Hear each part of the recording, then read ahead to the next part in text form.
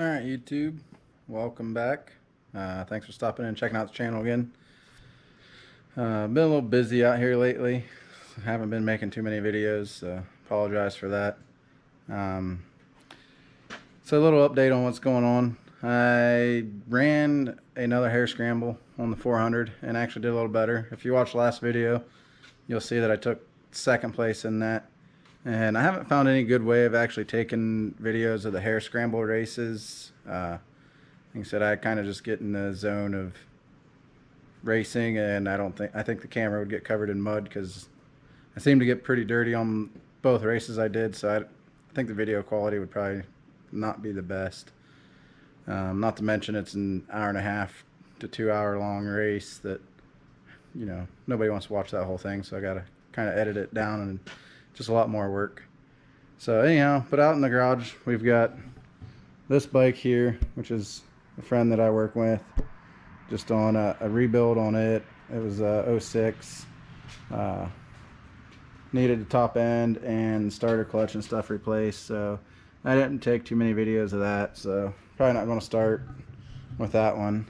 I know I said I'd make a video on the oil change and maintenance and stuff on the 400, but like I said, I was busy trying to get everything done.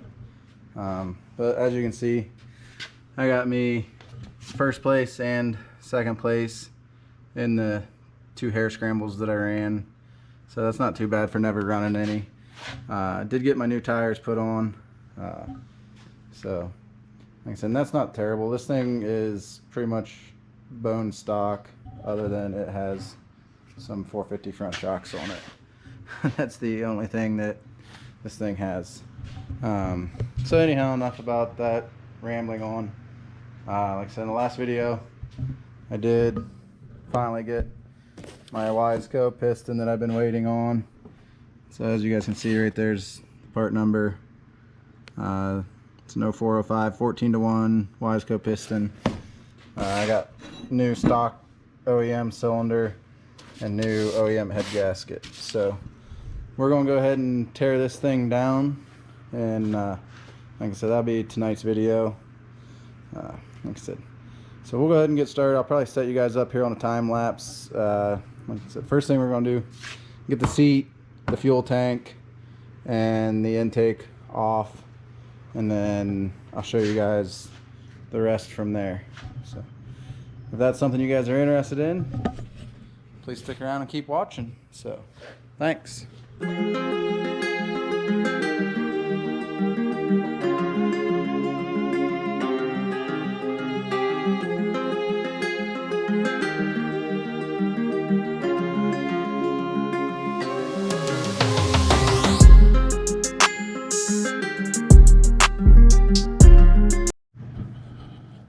Alright, I don't know if I've showed you guys this before or not, but one of the things that I did on the bottom of my fuel tank, I actually put like a foil reflective heat barrier, and like I said, it just kind of needs a little bit of work over there on that corner, but I just hot glued it onto the bottom, and that helps keep some of the engine heat out of the fuel to kind of prevent some of the vapor lock. Another little trick I did was with these fenders. They always come out, the little plastic clip never held them in, so I basically cut the little tabs off, drilled a hole, and then put a little blind hole screw clip, body clip, whatever, in there. And then I can screw those in there, and it holds the fenders a lot better. One of the other things I did was this big heat shield comes up through here. I trimmed it down, but like I said, I kept this back here for the fender clips and stuff like that. But when you trim this up here down, it helps being able to get up here and change the spark plug and stuff without having to actually pull the tank if you actually needed to. So with that said, we're pretty much down here to the valve cover now. So what I'll do now is I'm going to go ahead and drain the coolant, so I don't have to worry about that here in a little bit. But if you pull this bottom screw right here that's below your water pump, you pull this screw here out, pop the radiator cap, you'll drain all the coolant. Alright, I went ahead and cracked this loose, but as you'll see, you're going to want to pay attention. I can pull this bolt all the way out. Right now it's dripping just a little bit of coolant, but that's it. So nothing really happens. But now your drain pan down here, you're going to want to slide it out as far as you can, and then slowly loosen this radiator cap, because once it comes off, it's going to spray out of there. So there you go. I'm just kind of holding the cap on there a little bit right now, just so that it don't shoot so far. But I mean, as you can tell, it sprays out of there pretty far.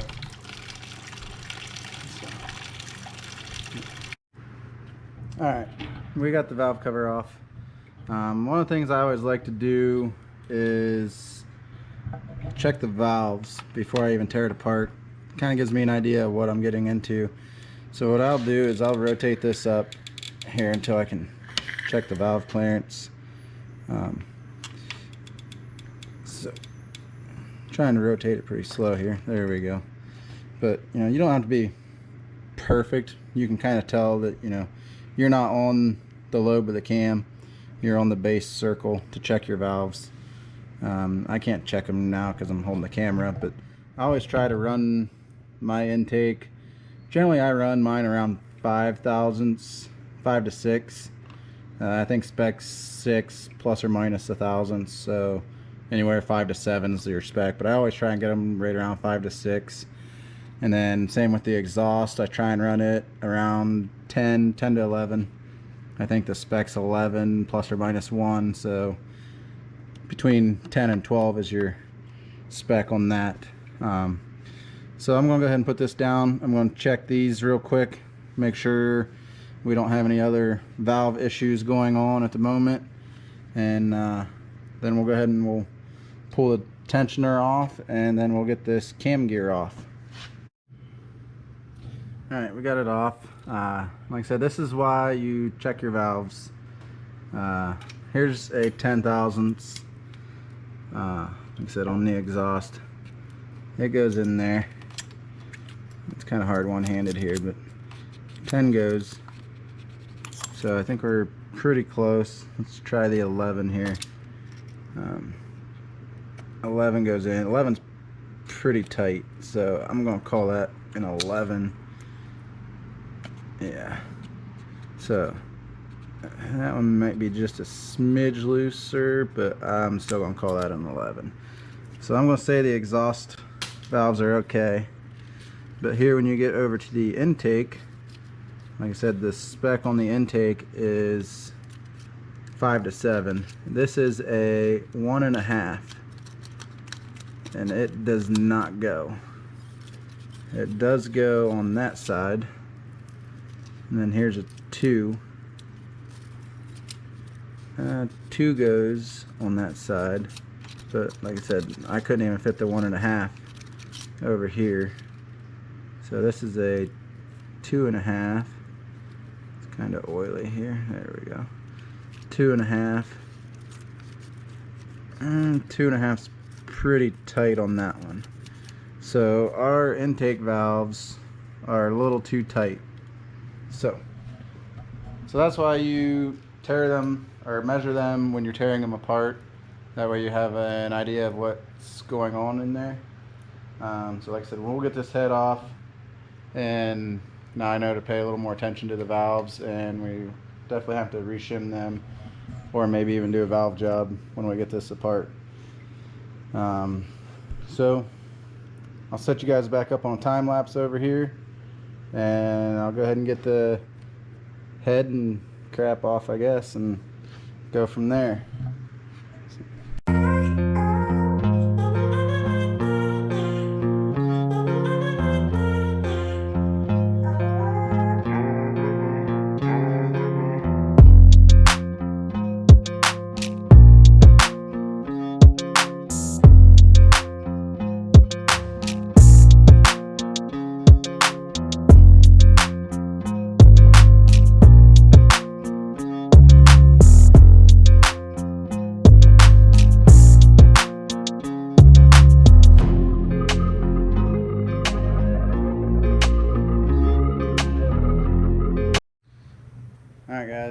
So as you can see, we went ahead and got the top end off.